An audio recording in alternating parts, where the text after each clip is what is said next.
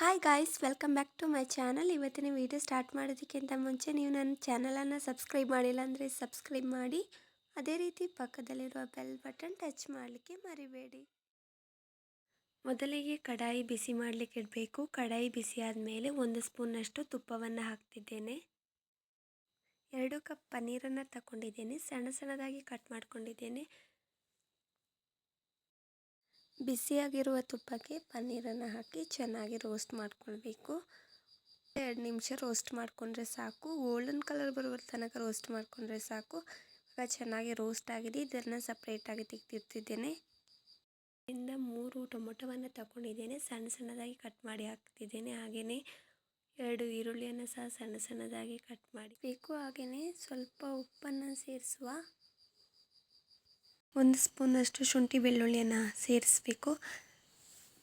ಹಸಿ ಸ್ಮೆಲ್ ಹೋಗುವ ತನಕ ಫ್ರೈ ಮಾಡಿಕೊಂಡ್ರೆ ಸಾಕು. ಚೆನ್ನಾಗಿ ಫ್ರೈ ಆಗಿದೆ, ಸಪ್ರೇಟಾಗಿ ಇಟ್ಕೊಳ್ಳೋ.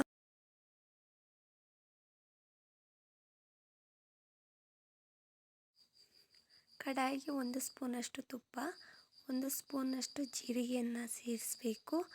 ಹಸಿ ಸ್ಮೆಲ್ ಹೋಗುವ ತನಕ ಫ್ರೈ ಮಾಡಿಕೊಂಡ್ರೆ ಸಾಕು. ಫ್ರೈ ಮಾಡ್ಕೊಂಡಿರುವ ಜೀರಿಗೆಗೆ ಗ್ರೈಂಡ್ ಮಾಡಿಟ್ಟಿರುವ ಈರುಳ್ಳಿ ಟೊಮೊಟೊವನ್ನು ಸೇರಿಸುವ. ಅರ್ಧ ಕಪ್ ನೀರನ್ನು ಸೇರಿಸಬೇಕು.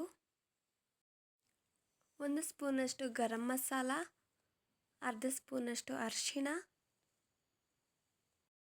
1 ಟೇಬಲ್ ಸ್ಪೂನಷ್ಟು ಮೆಣಸಿನ ಹುಡಿ ಹಾಕಿ ಚೆನ್ನಾಗಿ ಮಿಕ್ಸ್ ಮಾಡಿಕೊಳ್ಬೇಕು. 2 ಕಪ್ ಬೇಯಿಸಿದ ಬಟಾಣಿಯನ್ನು ಸೇರಿಸ್ತಿದ್ದೇನೆ.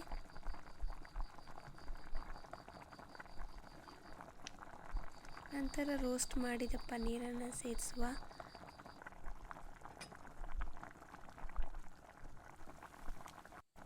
ಮೀಡಿಯಂ ಫ್ಲೇಮಲ್ಲಿ ಇಟ್ಕೊಂಡು 4 ನಿಮಿಷ ಬೇಯಿಸಿದರೆ ಸಾಕು.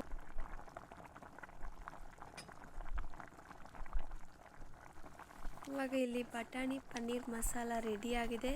ಚಪಾತಿಯೊಟ್ಟಿಗೆ ಪೂರಿಯೊಟ್ಟಿಗೆ ತಿನ್ನಲಿಕ್ಕೆ ತುಂಬಾ ಟೇಸ್ಟಿಯಾಗಿರುತ್ತೆ. ನೀವು ಸಹ ಟ್ರೈ ಮಾಡಿ ನೋಡಿ. ನಿಮಗೆ ಯಾವ ರೀತಿ ಬಂತು ಅನ್ನೋದನ್ನು ಕಮೆಂಟ್ನಲ್ಲಿ ತಿಳಿಸಿ.